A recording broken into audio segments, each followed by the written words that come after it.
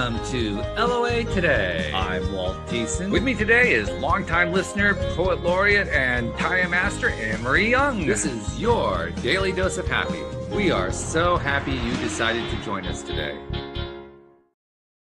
And we're joined today by Terry Bean, who comes to us from the Big Apple, actually Queens in the Big Apple. And she is the author of Abracadabra. Now, I didn't realize that you created Abracadabra because I thought that was something that had been around for a long time, but you get credit for that. Congratulations.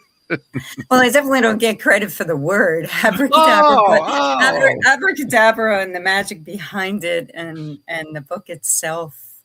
Yes, and of course not the song, since Lady Gaga just came out with the song in April, which that's a whole other amazing parallel universe. But yeah, Abracadabra was written actually 14 years ago. Was it really?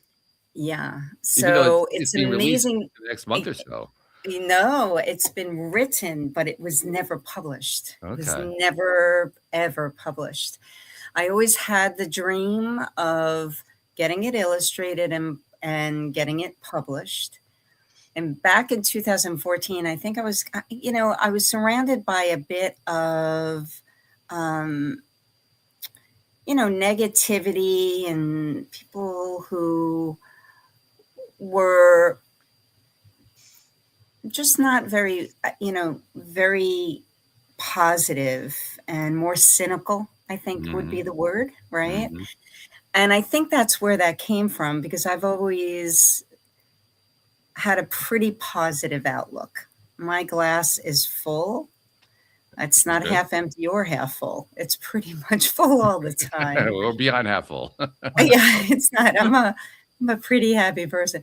And I come from a place where I feel that people deserve to be happy all the time, and that it's truly a choice. Mm-hmm. It's a choice to be happy, right? So this book came to me from that. And then back in November of 2024, I reached out to my Facebook community and I said, does anybody know a illustrator? And when that happens, you just get slammed. And I got slammed. Okay. And when that happened, I shut down. I was too overwhelmed. I said, no, this isn't the right time. And that was it. Then I was in the Mind Valley certification class for my life coaching license. And when I did that, when you're surrounded by such support and love, and here I am, and I'm talking about different things that I do that I want to do, that book was always, especially when you're surrounded by such, positive, mostly happy people. I said, now's the time. And then I reached out. I did the reach out, and I went to Fiverr, which is that platform where, people engage in what they do, and you decide whether you're going to collaborate or not. And I found this woman who, she came from kidsbookart.com, and it was just her. And then all of a sudden I'm interviewing her, and she brings on this partner. And I said, the immediate, red flag, like, who are you? It ends up being that he was a gentleman who I ended up working with the entire project on. She dropped out after the cover. The cover you're going to see in the book is the same cover I'm using today. When she and he collaborated on that cover, I was stunned by the sketch and then the beauty once it was watercolored in, just absolutely stunned. And there were tears, the whole thing. And then Jay and I, Junaid Adi is his name, took off with it. And I am telling you, this man of 22 years old said to me, it's the most inspiring children's book I've ever read. He said, that's why I'm choosing to do this book with you and taking my entire July to do 15 illustrations, which he did. And he literally said that if he had this book before he was 18 years old, he wouldn't have gone through the crap he went through. Wow. Well, that's an endorsement right there. So I just realized we kind of did things in reverse order here. We actually just tell the story about the book, but we didn't actually say what the book is. I mean, you hinted Good at. point. Fortunately, thank you for doing that. It's a children's book, but I know Anne Marie and I are both sitting here thinking, well, okay, it's a children's book. What's this children's book actually about? Right? That's the excitement. So children's book, right? They usually open up super happy, super this, typically. Not with Abracadabra. So Abracadabra opens up with a child who's actually running away from her home and her parents' home because her parents are fighting. And she has tears in her eyes and she's going down to the lake to her favorite spot. And she finds a branch that turns into her magic wand. Okay. And she sees her reflection, and that reflection becomes her sage. That reflection talks to her about the power within her, which I like to call our wizard, Mm-hmm. and that she can shift her mindset very quickly and be a happy child, and she's going to be happy for the rest of her life. How interesting, a children's book that actually goes right to the heart of what we talk about, Anne Marie, because we talk about the importance of, you get to choose whether you're going to be happy, you're going to choose what your response is and so forth. Yeah. And we've had other people who have told about, children's books or other books that they've written and so forth. I don't recall one that went right to the heart of it that way. Do you? No, especially not for children, but that's one way to grab attention, isn't it? It is. Well, I definitely felt that way, and the illustrations are screaming off the page. You're going to see them, and I'm hoping that you get the power behind our energy, Jay and I, because our energy. There were times in this we laughed, we cried, we just had the most incredible journey with this book, truly, and for us to start with a child. As we grow older and we get into all this personal development and stuff, it's almost like we start too late, right? If we only knew this as a child, maybe the majority of us would have been creating lives that we love. And for me, this is about, my vision is for children to understand that they have that power within to create the lives they love. When they create lives they love, they're going to become kinder adults. That's a really key point right there. I mean, let's stop and just hang on that point for a moment, because it's actually something that I've been trying to hone in a little bit more lately, both here on the show and in my personal life, the value of kindness toward oneself. Mm-hmm. And I actually had an experience about 3 months ago with someone I was seeing that really hammered it home for me, the importance of it, because I can't say I was always a kind person. I have become one. I've learned to become one. And I've done that through developing my own sense of kindness toward myself, being less about perfectionism and cutting myself more slack and finding ways to appreciate things and so forth. And I was told by the person I was dating this past summer that I was the kindest man that she'd ever met. That was not something that would have been said about me, say, 15 years ago. I certainly would not have said about me 15 years ago. And to have it kind of reflected back that way, it caught me by surprise, but it also really reinforced the way people talk about, doing random acts of kindness, for instance, and it always kind of didn't resonate with me. Like, I get it, but I don't know, why random? That doesn't make a whole lot of sense to me. Now I realize why it doesn't make sense to me, because if you are working on your own kindness toward yourself, the kindness that you exhibit toward others isn't random at all. It just flows out of you on a regular basis. It's not like you have to go out, I'm going to go do something randomly for one stranger right now. It doesn't have to work that way, because you just naturally start behaving in a kinder way. So I'm really glad that you hone in on that with the book. Well, I feel that, if you're choosing to be a kind person, that nothing's random. You're going to, it's just going to exude from you, and everything you do is going to be like that. And you're going to walk around more with a smile on your face. And that smile is contagious. It is. Yeah. And that smile shifts energy from literally just walking by. I remember walking by a New Yorker once. This is a great story. I walked by a New Yorker and he screamed behind me. He said, "You look prettier when you're smiling." That's what he said. Keep the smile on your face. It was I hope he said it at least with a funny. Brooklyn accent. That would have been perfect with a Brooklyn accent. Hey, you look When I better had with a smile on your Queens face. accent, you're right. Yeah. Yeah, that's true. That's true. But I do feel that when we are intentionally more of the time kindness is going to come back to us. It's just going to be a kinder world. So to have a child understand that, create the life they love, where we all know here that 80% of the Americans, at least, not sure the UK people, but the Americans, it's 80% of us that do not love our lives. Now, if it's, can you imagine? Now we know why so many people are walking around miserable. So let's inject this into children, that they have that ability. And when they do that, they are going to be more connected to themselves and kinder to themselves, therefore more connected to the outer world that we live in. And we're going to have a kinder, more connected world. That's it. Funny thing it's too not is that, it's so funny. It's not, and I say this in the book in a real funny way. I say that at the end, I end it with, it seems so silly, but it's so simple. Oh, it right? is. It seems so silly, but it's so simple.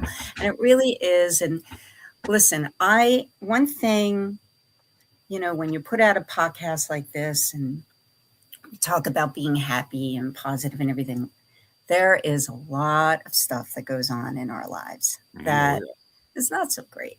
Yeah. It's how long we're holding on to that, though. Yes. And how we're going to shift that perception. And by the way, we're really good at that. We're good at hanging on to stuff. That's a skill. We train that way. We're trained that way even by, listening to news and media. We're just trained that absolutely. way. Negative news goes faster than positive news. It's always been the way. It's really very interesting how we've set ourselves up as a society. Yet I feel that there's a huge opportunity, and the opportunity is now. And now is the time, and a really important time, to get this message out based on what we're going through right now in the whole world, not just here in America. Yeah. Well, the way I like to look at it is it can be overwhelming to think about things in terms of trying to solve all the world's problems, because it's beyond anybody's ability to do that. But what we can do is we can solve, or at least address, our own problems. And in so doing, we affect people in our own circle, often in ways we don't even realize that we're doing. And it works both ways, too. We can affect them positively, or we can affect them negatively. It works. They both work. They're both effective. We're not going to be loved by everybody, right? I mean, I knew that when putting out the book, there are some people going, "Oh, this is a bunch of, hoo-ha," or whatever it is, which is always interesting. I have a background. I have a 91-year-old mom that I caretake right now. Okay, so you can imagine it's amazing, and she's a full-blown New Yorker. She's an incredible lady. Yet she would understand me saying that she's not easy. Okay. And at 91, we know that happens. It doesn't have to happen. No. That's also a choice, I believe. That's right. Yet it does happen. Why does it happen? Because a lot of people did not love their life and are embittered. So, let's nip that one in the bud with the book as well. But what's funny with Mom is that I dedicated it to her. And I'm sitting there and I'm saying, oh, this is going to be very interesting when I read this book to her, because all my personal positive speak has always been BS to her and a couple of other people in my life. So I said, I already pretty much know how you're going to feel about this book. I think what I'm going to do is I'm going to write it down before I read it to you. I'm not going to tell you what I think, but I'm just going to write it down and go from there. But I think she'll very much appreciate that I did dedicate it to her. I think it's going to be a beautiful moment. She wants me to sit down and read it to her as though she's a child. Nice. Which is going to be a very, very sweet moment, And I'm thrilled to put it out the way it is right now. It's going to be a special book. Yeah, for sure. That's a fantastic thing. And to write about something that has such a positive side to it. I mean, we don't get a lot of that. Now, we will tend to get more of that in the children's books realm, Sure. but even there, I mean, a lot of it is, I don't know. I may be kind of poisoned on this one. Anne-Marie, you may have a better take on this just because you have two girls where they're kind of past the young age of children's books, but you've been through that fairly recently. But I have kind of like a skeptical view of a lot of children's books. I think a lot of them are kind of off the mark and kind of just not really. I mean, the stuff that I've seen, a lot of them I wouldn't want to read to a kid. It just wouldn't feel right to me. But you actually picked books out and read to your daughters. What's your take on that? So I definitely agree. I think there's some absolute tosh out there. There's some stuff I just think's rubbish. But then there's also things like, have you ever heard of Julia Donaldson? Do you guys have her? I don't have kids, so I don't know that one. No, well, she's an amazing children's author, and it's all poetically written, and they've created shows out of her books and stuff, and that's fun, and that shows values and things. So, I mean, I used to read a lot of her books, but again, it's getting that message. What kind of message do you want to give your kids? And there was a lot of books out there were just words. There was no particular story. It was just pictures and words, and when they're really young, maybe that doesn't matter so much. But as their brains are developing and you're trying to teach them things and guide them in the right way, I think a good storybook can make a massive difference. I mean, I know with my childhood, it's a lot about Enid Blyton, another British author. I used to always read her stuff and learn a lot from that. And what I like about yours, Terry, is it's doing self-development when you're older. It takes a lot longer. And you've built up a lot of bad habits, a lot of trauma with it, and a lot of experience. But if you can get the children to think positively or have a good perspective as their brains are developing, then you're cutting a lot of that out. And especially true in the fact that when you're young, you can absorb this stuff and put it to work faster than an adult. Yes. That's something Joel and I have talked about a lot, how the older you get, the more baggage you've accumulated. And so it just takes longer to start to believe that, you can apply this stuff successfully. Right, Terry? Well, because you've created habits. Yeah. So that's what they become. So the habits were that much more difficult to break. I say that the book is really from it's 6 to 9 are my ages, but it's really 6 to 60 and higher. Yeah. So I'm going to love coming back to you guys and saying, so what did you think? That's going to be very exciting for me. And please, I mean, I'm open to all critique, probably not from my family though, but all critique. So, but the coloring book has 2 worksheets in it. It's really interesting how I did this. And I took those, those illustrations. They're now sketches. They're beautiful. You can, draw them in and all of that jazz. But at the ends of the book, there are 2 worksheets because I knew how powerful it would be for children, number one, to start dreaming. And I know we do this kind of, but they don't necessarily write it down or draw it. So I gave them the opportunity to draw and write down what they want to be, do, or have when they grow up. Okay. And then the second thing I did is I forgot what they called. They're little blur bubbles, I guess what they're called. And I said, write down 1 or 2 words that you feel that you can say in the morning. It's a mantra. We all know that as adults, but they don't. So I've also given parents and teachers a learning point, right? It's also in the book because I have my mantra that I say every day, probably 30 times a day, which is everything is always working out for me. And I can't tell you, I just go through my day like that. And that will be my major thought of the day. I'm not going off into worry and this and, down too many rabbit holes. And I catch myself like we talked about before, catching yourself really quickly, as you're kind of spiraling out, which, we all do. That's part of life for sure. That is. It is. Yeah. and being accepting of the fact that we do that is part of the gentle, kinder, softening way of dealing with yourself. You said it before. I talked to friends of mine in different situations. I said, give yourself some grace right now. Yeah. Just give yourself some grace. That's what, the love to ourselves comes first and foremost before we can love others. It takes practice too. I mean, especially the longer that you've gone without it, the more practice it takes. And that's what I found out. Exactly. You can still learn it. No matter, I mean, I didn't start until I was in my 50s, and yet I still managed to learn it. So you can learn it at almost any age. It just takes a little bit longer later on. But I think you're right that when you start at an early age, I mean, you're proposing starting at 6 to 9 years old, the formative years.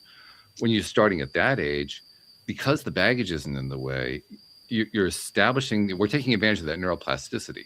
We're taking advantage of the fact that we can program this stuff into our minds and make it a dominant part of our thought process, and not just our thought process, but our way of dealing with things. So when stuff comes up, the first thought that comes to my mind is, my mantra that I said every day, everything always works out for me.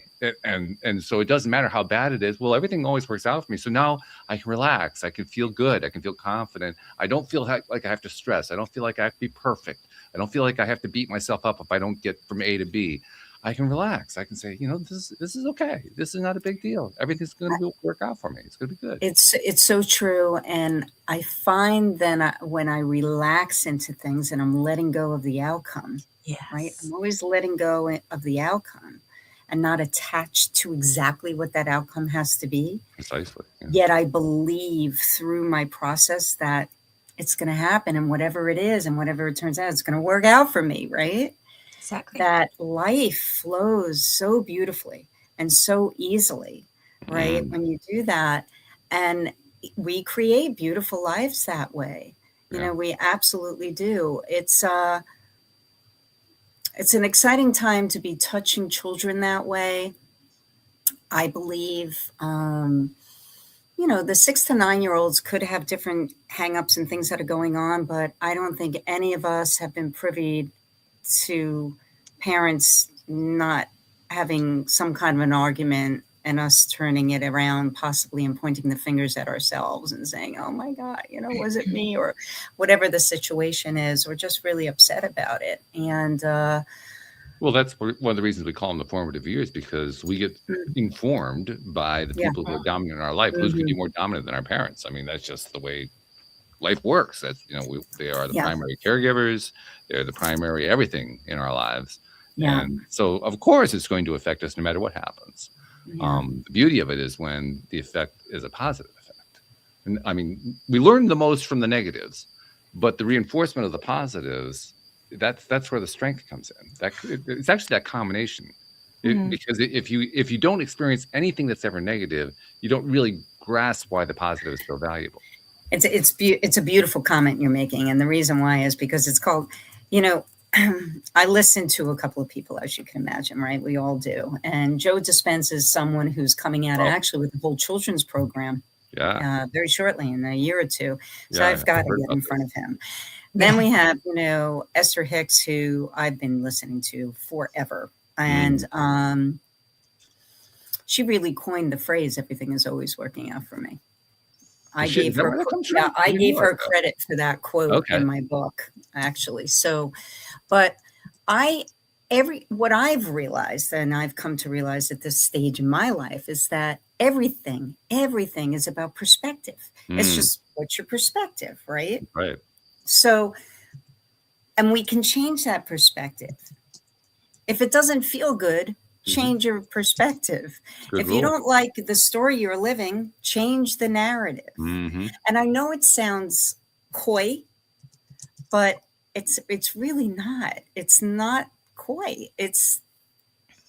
Well, it's my experience. That's the reason I started the show, is I was going through some really rough stuff 13 years ago. And I literally started because I knew I needed help. I figured, okay, I'll start a podcast. I'll bring experts on. That way I'll get the help. And it worked. I did get that. But what happened over time is, first of all, the original concept of the show was talk about law of attraction. Well, you covered that in the first couple hundred episodes. I'm 2,000 plus episodes in. So, I mean, we covered that one a while ago. But I had to keep going because what I was finding was those perspectives that you were referring to, they were really doing a number on me in terms of helping me to see things differently, to see myself differently, make changes in way. I mean, I didn't even have to do much except, keep doing the podcast. And the changes kind of started to happen anyway, just because of all these people I was talking to over the years and all the different perspectives that they were giving me. So I totally get what you're saying. Perspective to me is one of the most valuable things that I get, and I've gotten it through doing the podcast. It's just incredible. No matter what's in front of us, there is a gift. Just take it. There's a gift. So you don't know what it is sometimes. And sometimes it may not feel that good, but sometimes it feels great. But no matter what, there's a gift. Wait for it. You may have to wait a little bit longer. Just be a little patient. Yet get yourself in that groove of just expecting that it will without doubting it. And then, and that's the beauty of the kindness aspect we're talking about. Being kinder to yourself is how you get there. Because that was the question I kept asking myself and my co-hosts and my guests over the years. Like, okay, I get that I have to make that change. How do I do it? Where do I start? We would explore all different kinds of ways to do that. But what I'm realizing now, 13 years later, is it really came down to being kinder to myself. We talked a lot about working on ourselves. That was a major theme for a long time. But what exactly did that mean? And then we had a lot of different ideas about that. I now understand it's the kindness. Kindness toward myself was the one thing that I did. Half the time I did it without even realizing I was doing it. But that was the one thing that made the most difference over time. Absolutely. And I think that along with kindness comes the word allowing. Well, yes, that was the big topic. Allowing, we have all these resistance. Allowing it all to unfold, and it's congratulations, by the way. I want to say, thank you. Yeah, I'm very proud of that. You should be. That's awesome. Very good. Yeah, I love it, and it's one of the reasons that actually, the main reason I keep doing the podcast is I keep getting energy from it.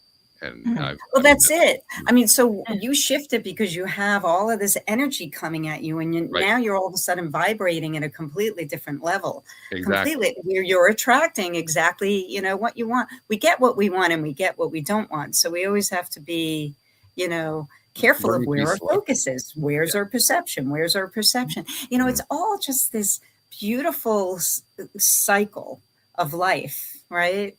It's a cycle that we get into, and we have the ability to steer it all along the way. Yeah. And part of the fun for me from doing the podcast was, like I said, when I first started, I started because I needed the help. And I remember roughly about, I'm going to say 100 episodes into it, I started getting contact from listeners and realizing, oh my God, there are listeners. I hadn't thought of that. But the way I like to tell the story is the first time I got the letter was, oh my God, what have I been saying?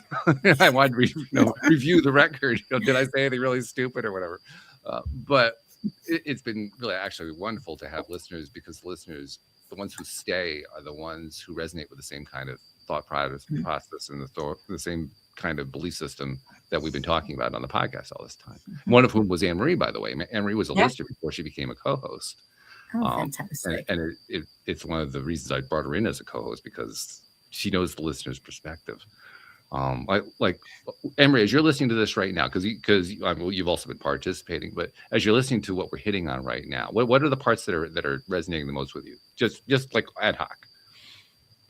I think what's resonating me is the perspective is having your perspective and chasing the perspective you want. But that self-care message keeps coming up recently for me in very different formats. So, and it's something I'm really working hard on. I mean, that's like an oxymoron, I'm working hard on self-care, but it makes such a difference.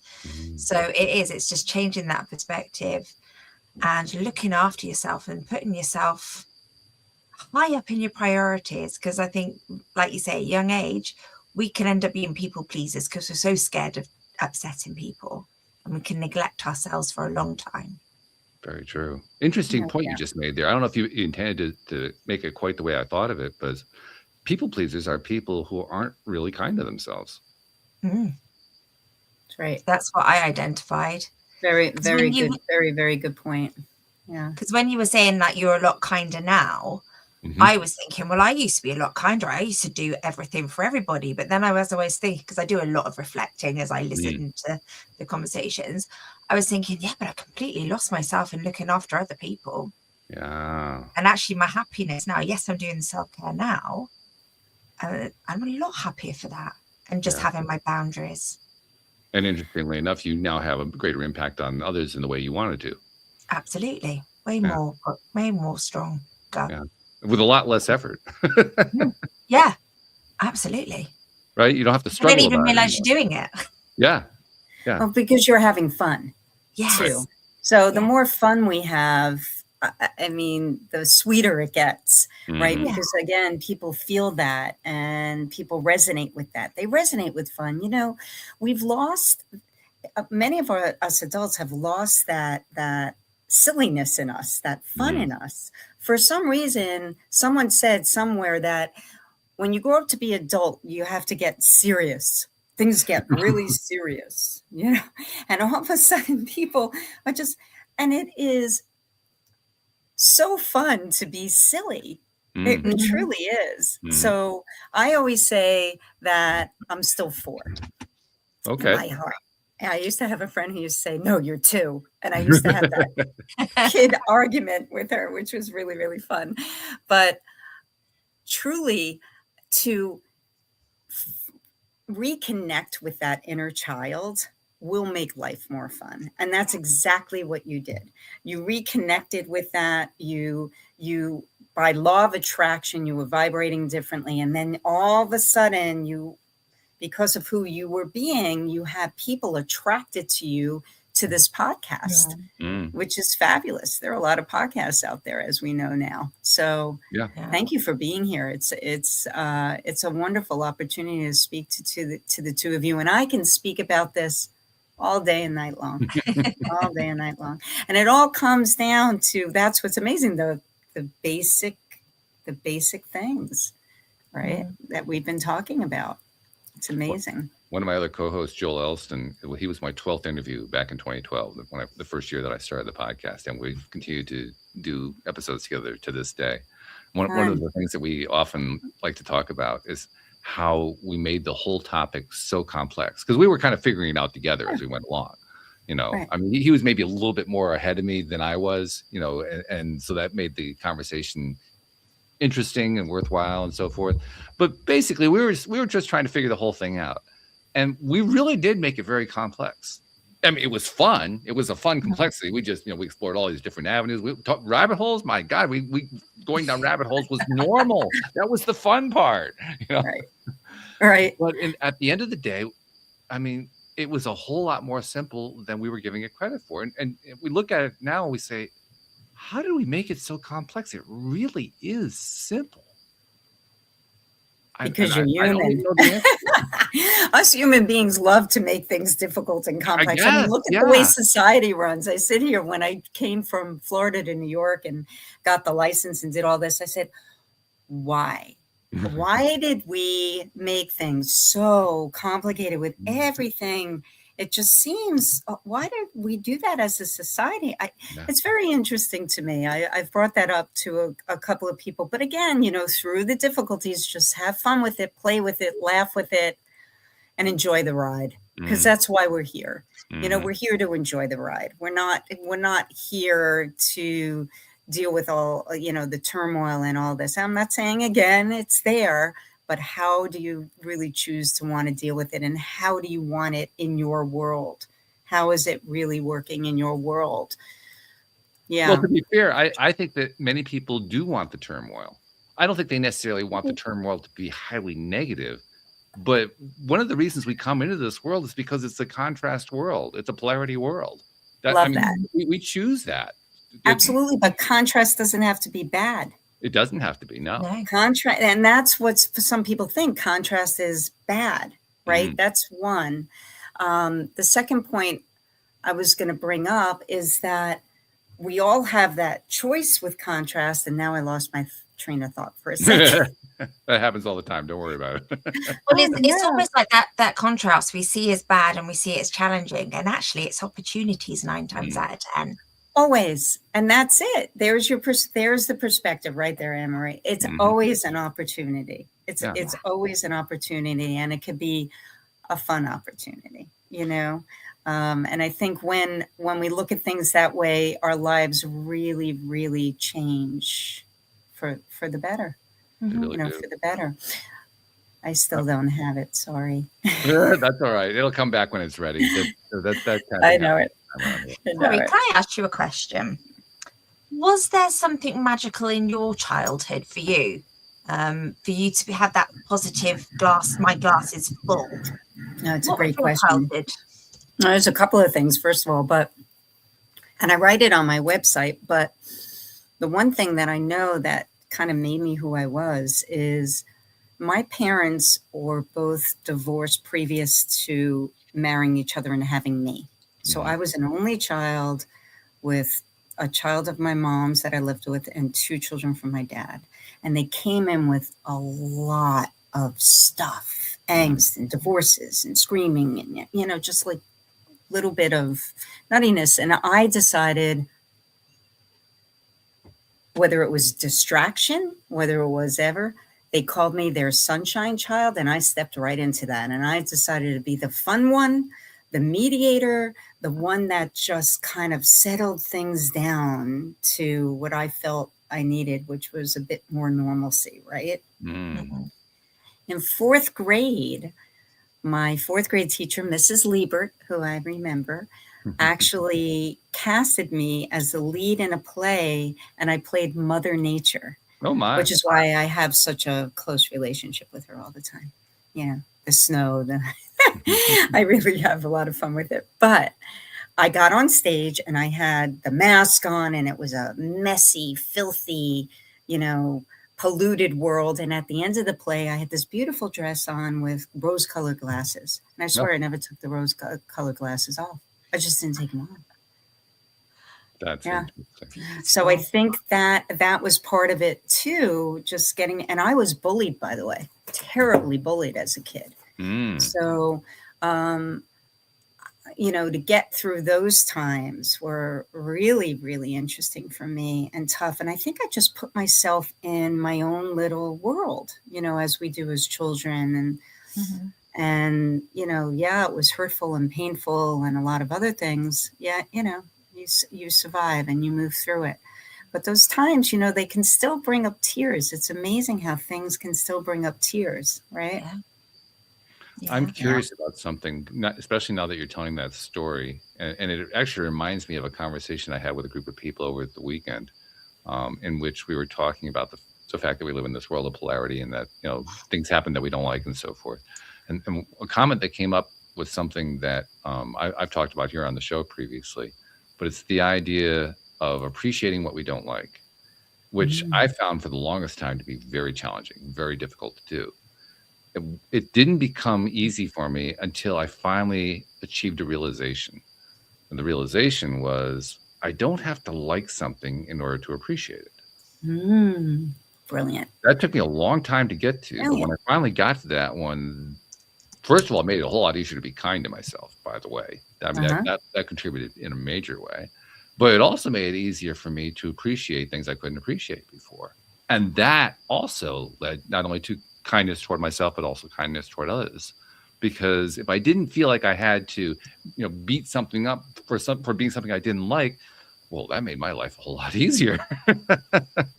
Now I could take the breath. Now I could relax. Now I could feel good about stuff. So I'm kind of curious, you know, based on what your experience was when you were a child and you went through the bullying and so forth. I imagine at some point you came to terms with that concept. I'm curious. Do you remember how you did that? Concept of appreciating something without necessarily liking it. I don't know if I ever liked being bullied, as you can imagine. No, I don't think. Yeah. And I don't know if I necessarily appreciate it. I think what I did was I distracted myself. Okay. In other words, I just I did other things. I didn't let it consume me. So a lot of people allow the things that they don't like to consume them, Right. right? And then they stick with it, and then they use that as their story and their narrative Oh, and yeah, their they prop it up. crutch, Right. as their crutch Yeah. to play the victim and not take, and I've got to use huge thing about accountability and responsibility. You know, it's very easy to blame, and then you don't have to take the responsibility or accountability for your life or for anything else, right? Mm-hmm. So you could just go off and live that way. But does that feel good? No. Probably not. It never does. Right? So, and once you really understand that it doesn't, and that you have the power to shift that feeling based on your thoughts, it's a game changer. It's an absolute game changer. And that's exactly what you did. Yeah. It's a real, because I'm sure you didn't like being that person, right? No, but you found a way, but you found a way to appreciate it, and then you turned it around. You slowly turn it around. Appreciating is another thing I say. I believe that if, when married, that we find the time to appreciate one thing, just one thing that other person does every day, and share that with them, we won't have as many divorces. No. I think appreciation is the thing. When we take a look at jobs and people, it's not always the money that they want. They want appreciation. Yeah. They just want to be acknowledged. In fact, I would say that's probably in greater short supply. Is that a phrase? Greater short supply? There's more short supply of that than there is of the jobs that have the money. I mean, not that all the jobs have money. They don't all pay well, but the lack of appreciation, that's almost universal. Yeah. And kind of growing. And that's why people are now tumbling at a job and going to job to job to job, because they don't feel that appreciation, you know? Yeah. It's kind of a game changer when you realize that the appreciation, this is the part that really freaked me out. I remember it's kind of a game changer when you realize the appreciation has to start with yourself. Yes. Yeah. Just as we're saying. That's one of those oh damn moments. Like, what do you mean I'm the one who has to do this? So everything starts here, right? Everything starts here. And if we do it with a clean slate at that 6 to 9 or even sooner. I mean, listen, the mothers put Mozart on their stomach because they feel that the baby's going to learn through the womb. You've heard of that, I'm sure. Yeah. Start reading right away. Start right away with this influence, and allow that child to really grow. It's a beautiful time to be able to share this with you guys. It really is. And thank you so much for taking it in. And wow, this is a fabulous, fabulous podcast. Oh, we appreciate that. I've been into law of attraction for a long time, and I really, truly think it started at the age of 8. So that's pretty cool. I mean, I didn't even know about law of attraction until The Secret came out. I knew the basic ideas associated with it, kind of, disconnectedly, but I don't think I knew that it was LOA. I think I somebody else. Yeah, I think I just spoke a different language. Yeah, I was speaking just a completely different language, right? So I'm sorry. Sorry, no, I thought I was going to say 10 years ago I hadn't even heard of law of attraction. Yeah, totally new. It's pretty tremendous, and I am a complete believer of it, entirely. And I was actually a major skeptic of it, because I mean, when the book came out and the movie came out, I first encountered them about a year after they came out, and I read the book and I thought, okay, that's nice, but it's not realistic. I mean, that's just like that woo-woo fairyland dreamland stuff. That's not the way reality works. That's literally what my reaction was at the time. And it took me, that was one of the reasons actually why I started the podcast, because 2008, I also had a business crash. My business got wiped out by the financial crisis because my clientele got wiped out. And in the years that followed, I was not able to rebuild the business. It was really struggling badly. We were going deep into debt. It was an absolutely miserable time. And so after a while, you kind of get desperate enough, you'll try anything. So I said, well, maybe I should try this law of attraction stuff because I don't know what else to do at this point. So that's why I started the podcast about law of attraction, to kind of fill in the gaps and say, okay, I'll give this woo-woo crap a try. What exactly am missing here? That's fantastic.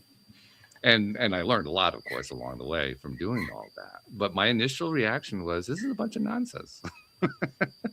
Yours is like the law of last resolution. It's pretty funny. It's pretty Law of funny. desperation. Yeah, desperation. Very interesting. Yeah. And it is amazing. It's a lot. It's, we say that we're a product of our environments, right? So the environment, and even now, it's the challenge of confronting all of these things now for me, and having those tools in my toolbox. Like, I know that if I didn't have those tools, there is absolutely no way I could be doing it and be my mom's caretaker and be with her, literally living in the same space. Yeah, no, there would be no way. So I understand, the breath work that it takes, right? And sometimes I'm holding it. You're right. But you understand the way you have to like take care of yourself, and that everything's going to be okay. And, this should only be the worst thing that happens to me. And, that kind of game. And it's a game, right? It's kind of a game. We're all in a game. So how do we want to play it with ourselves? Well, I know that for me, part of the way that I played the game, and was one of the reasons why I kept going with the podcast even after I started to understand how the whole thing worked, is I recognized not only the value of the perspective, but the value of the connection. Because when you connect with people who have that same kind of mindset, it becomes mutually reinforcing. Yeah. It's more than additive. It's geometric in the way that it reinforces itself. So if you're struggling, like I was struggling, to be kind to yourself, to feed yourself in the way you need to feed yourself, then connecting to others who are trying to do the same thing, that it's almost like a back door. It's kind of a way of sneaking in through the back door to get to that thing that you're having so much trouble getting to. It's so true, Emery. I'm sure you feel the same way. The power of, you could call it persuasion, but it's the power of the people. It's the power of your community. It's unmistakable. I saw it with a friend of mine who passed, unfortunately, just a few months ago, diagnosed, supposed to live 3 to 6, if that, lived 4 years. And I'm telling you, it was the power of the community she had around her. It was incredible. I feel that way about the book, with the power of Mind Valley around me and all that support I had, and, being in that space of positivity and learning and exploring ourselves and choosing what we wanted to do and such, that really helped catapult this for sure. Yeah. And I'm finding for myself, I'm in the later stage of life, supposedly, although I don't think of it that way. But the way that society tends to think about things, I'm in that later stage of life. And the thing that I've noticed more than anything else, particularly since I'm 3 years divorced, since the divorce, I've really come to notice this a lot. The main reason why people get into that later stage of life and go into decline and so forth is because of their mindset. It has nothing to do with medicine. It has to do with mindset. Yep. And 100%. I've had so many people make comments to me, how young I am, how young my body is, and all this kind of stuff. And I know it's true compared to most people around my age, but I also can see, I've been observing it firsthand, people who don't adopt the mindset. Right. And they're the ones in decline. People who are friends of mine, I'm watching them do it. And amazing. It just becomes so obvious to me. I have a question for you then. Okay. Those people, do many of them have purpose? Because purpose, I feel, is the other thing It's a great puts point. people in decline. If they don't have purpose, and I don't care how big or small it is, it doesn't matter. But here with LOA today, purpose. Real purpose and fun and meeting Purpose all these people. And passion. I equate the two. Passion and purpose really are Two sides So of the do same I. coin. Yeah. Yeah. Terrific. Yeah. Yeah. And the people who have passion, they are younger. Yeah. I mean, they visibly are younger. Yeah. Oh, they're smiling more. Yeah. No, it's true. It really is true. Yeah. Yeah, well, we do appreciate having you on the show to share all this stuff and kind of revisit us, back to stuff that we talked about in the very earliest years, because we don't really go to the law of attraction arena very often anymore. It comes up in conversation, but it's not. Most of the time, we're talking about what's life about and how are we dealing with life and all that kind of thing. So to kind of do the revisiting. But it also occurs to me. I mean, we mentioned the title of the book. We mentioned that it's coming out in January, right? Yeah, it's coming out the first few weeks in January, first couple of weeks in January. And I'm now awaiting kind of the finishing touches on the coloring book, right? Oh, So okay. because I want the two of them to kind of be launched at the same time. That's why I'm holding back a little bit. And also I didn't want to be with the rest of the noise, the Christmas noise. Yeah. Personally, I didn't. There was so much coming out. And then it doesn't feel aligned. It doesn't feel like flow to me. So I just wanted to do that. You can look up terrybeanauthor.com. Oh, okay. There is actually a coloring book sheet that you can download as well. You can join the Bean team, as I like to say it, so we could all foster, a kinder, more connected world, and keep in touch with me as to when it's coming out and my blog and everything else. Yep. And that's all on terrybeanauthor.com. Okay. My email, if you wanted to get in touch direct, is info@terrybeanauthor.com. Okay.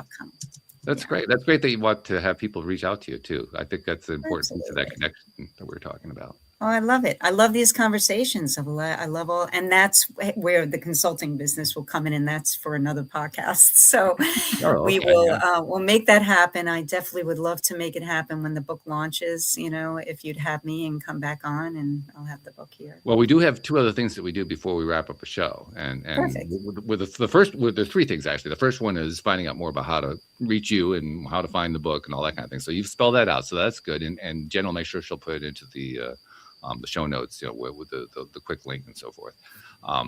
But the second thing I like to do is I like to go to Anne Marie as my co-host, because like I mentioned before, she's a former listener who became a co-host. So I kind of think of her as the person who represents the audience, because I told the story, like when I started this, I didn't even think about having an audience and, oh my God, there are people listening to this thing, So I don't really have that same perspective that she has. So Anne Marie, listening to this from the listener's perspective, kind of sum this up and tie it, with a bow on top for us. I just feel the magic of this whole conversation. And I think getting that message out to children early in life is just something special. So, we all want the best for our kids, but this really gives them the best start. So I loved that. And I think the key thing I've taken from this, and I think it's been the continuous message throughout the conversation, is perspective. Is if something's happening to you, look at your perspective and just change a little thing. Just notice what happens and just keep building on that. But yeah, having that whole perspective and concentrating on what you do want and not what you don't want. Beautiful. Yeah. Well tied together. I love that. So, and then the final thing I like to do, since we live in the 21st century, Terry, where we can do these conversations. You're in New York. I'm in Connecticut. She's in the UK. I mean, I have a co-host in Alberta. The best? Bowles in Richmond, Virginia. We have listeners in Australia, and visitors. I mean, it's a great thing. Something that 30 years ago didn't exist. Along with that has come the ability to publish books, create courses, become coaches, share things on social media. We have experiences we've gone through. We learn from them, and then we're able to share them with others, and they run off and do things with them we don't even know about. Yeah. And that's where I realize there's a gap. The gap is we don't get credit for the people that we help that we don't know about. I said, well, we should do something about that. So I make it a practice to do that at the end of every show, and I'm going to do that with you right now. So Terry, on behalf of those people you've never met, never seen, and never will meet, never will see, who you've been helping ways you didn't even know about, on their behalf, thank you for what you're doing, because you're making a difference in this world. Even when my mic goes over. Well, she or he wanted to thank me too. Yeah, he did too.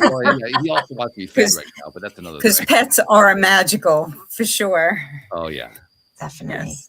Felines thank is you for what special. you're doing, because especially with a children's book like this, that you're going to affect people's lives that you don't even know necessarily how it's going to happen, but you can trust it's going to happen. So Absolutely do. And thank you both for having me on again. Really highly appreciate it. We Thanks so love it. much, and to your audience for listening. Thank Well, you. that's the way I always finish it off. Thank you to our podcast listeners everywhere. You're wonderful, and we'll see you all. Abracadabra.